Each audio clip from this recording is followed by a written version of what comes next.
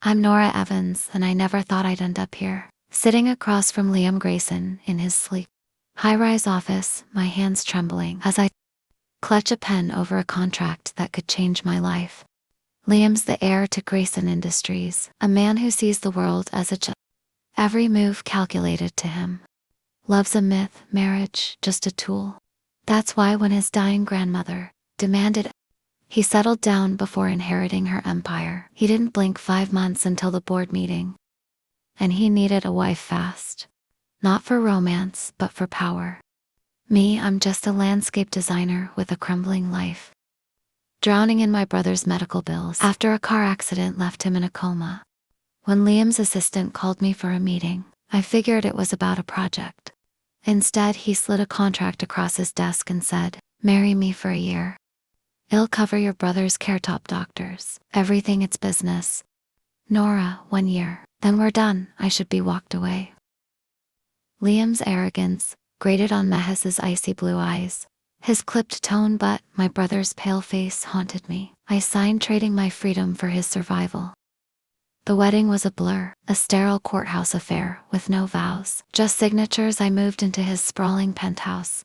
Segless walls, marble counters, a view of the city that mocked my smallness.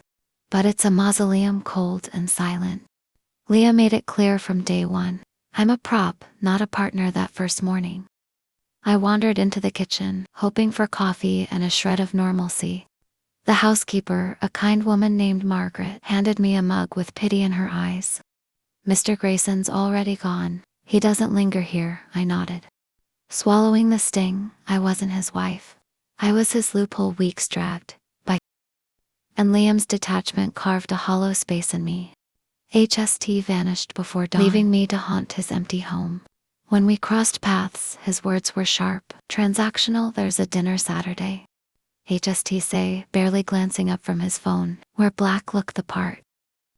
It bit my tongue, reminding myself why I was Harami Brothers. Steady breathing, the machines keeping him alive. But it hurt being invisible. At that dinner, I wore a black dress that hugged my frame, my hair pinned up, every detail perfect.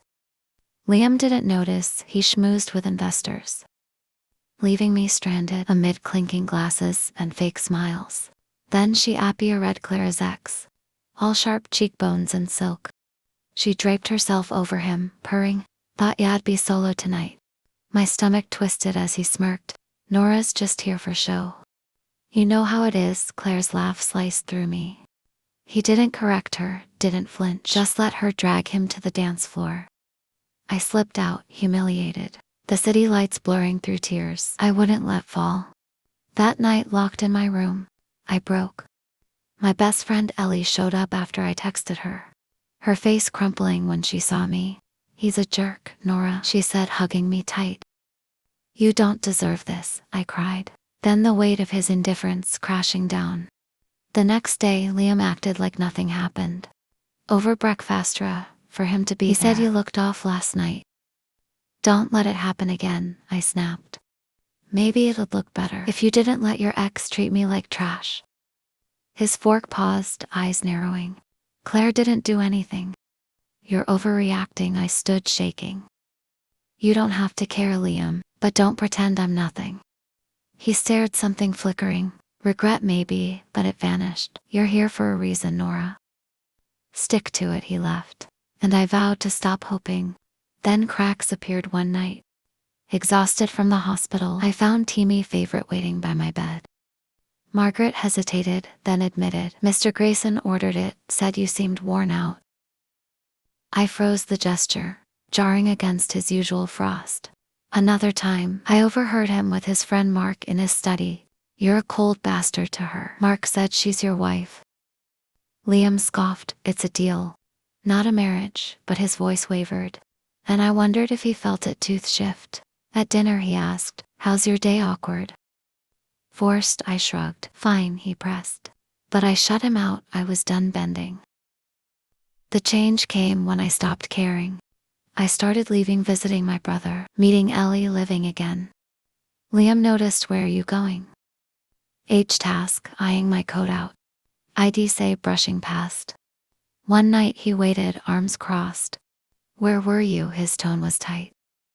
Why does it matter? I shot back. I'm your wife, right? He flinched, silent, and I saw it. Jealousy, raw and unguarded. Then Claire crashed back, lounging in our penthouse like she owned it. I'm staying a bit, she said, smirking. Liam shrugged. It's no big deal. I laughed, bitter. No harm, I'm done, Liam. I walked out, his stunned silence trailing me.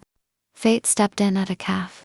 I ran into Sam, my old college friend. Work, steady, Sam. We talked, laughed, and I felt alive when I got home late. Liam lingered in the shadows, watching. Good night, he asked. Strange, better than here, I said, and left him there unraveling. I wasn't his Anna Marie was free.